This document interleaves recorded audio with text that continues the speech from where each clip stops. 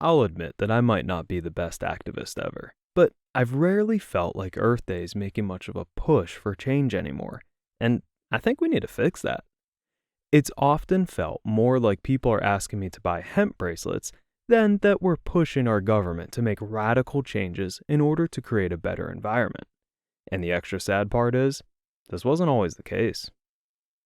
Hi, I'm Nathan, someone who enjoys not dealing with acid rain on a daily basis, and this is Save Money, Save the Planet. First, let's talk about the rich history around Earth Day. The very first Earth Day was held in 1970. One of the main triggers for it was an oil spill which occurred in Santa Barbara, California in 1969.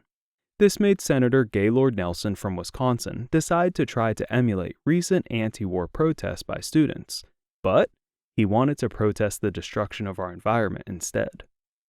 As his group expanded with more people, they eventually decided to use April 22nd as their launch day for the very simple reason that they felt the date would maximize the amount of students who could participate. Despite their lack of YouTube or social media, they still actually managed to go viral. And this resulted in approximately 10% of the US population at the time participating.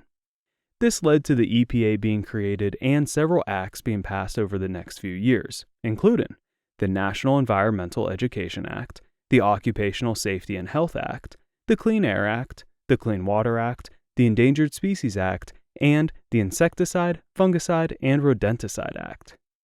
Oh, okay. So, I guess it wasn't always about trying to sell hemp bracelets. That's good to know.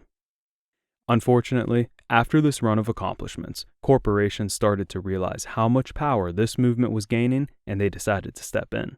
So, in one corner, we had hippie students who believed in stuff like being able to breathe and all that wussy junk. And in the other corner, we had fossil fuel lobbyists who had money.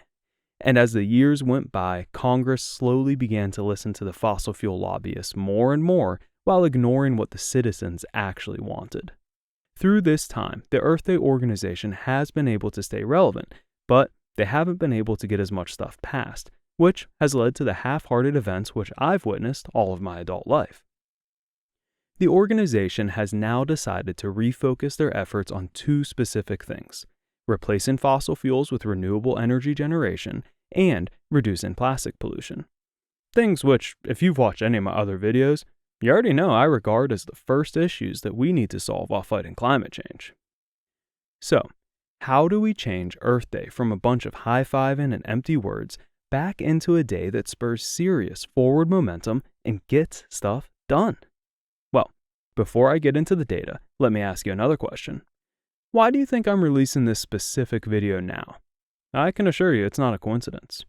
I did research on how often tons of terms get searched on the internet, and found that this week in particular sees an explosion in searches for the term Earth Day. And that same growth in searches for environmental topics can happen when people hear about environmental conferences and activism as well. But yeah, you're right to doubt my statement. So let's look at some data. Here's a study that I came across where the researchers tracked how much the media was reporting on climate change with major climate conferences and protests which occurred. Now, it's always important to take studies like this with a grain of salt because they might be biased. But don't forget that mere minutes ago, I told you about the activism around the first Earth Day and everything that it accomplished. Because of that, I think this study has more truth to it than not. So if our conclusion here is that more big events leads to more media coverage of climate change, then let's give them more big events. If we give them more events, then we'll see more coverage. And if we have more coverage, then more people will start searching. And if more people start searching, then more people will start asking the question, how can I help? And when they follow through on that action, then, yeah, you guessed it, we get more events. And then we just go around and around in that cycle while we build more momentum and get real changes enacted. So that's why I say, screw Earth Day. Give me Earth Month. And when that month is over, give me Second Earth Month. Oh, Second Earth Month. Sounds like something that hobbits would be into, doesn't it? Okay, but seriously, I really want to encourage you to use this Earth Day in order to look up environmental marches and protests in your area.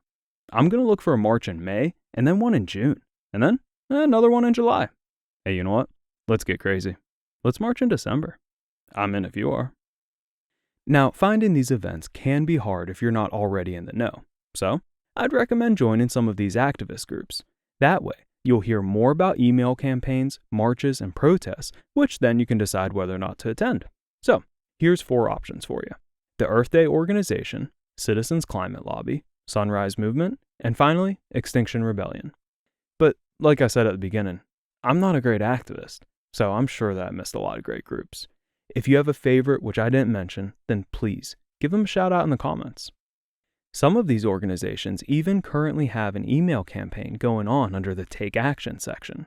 So, if you see that, you should jump on your first chance to fill out the form and email your representatives, maybe even the president.